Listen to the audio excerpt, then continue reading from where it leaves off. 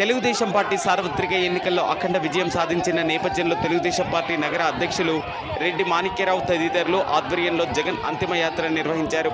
స్థానిక తిలక్ రోడ్లోని ఒక దిష్టిబొమ్మకు మాజీ ముఖ్యమంత్రి జగన్ చిత్రాన్ని అతికించి పాడ ఎక్కించి అంతిమయాత్రను చేపట్టారు. ఈ నేపథ్యంలో అక్కడే ఉన్న పోలీసులు ఈ ఘటనను అడ్డుకున్నారు. ఎన్నికల కోడ్ అమల్లో ఉన్నందున ఇటువంటి యాత్రలు నిర్వహించకూడదంటూ నిలువరించారు.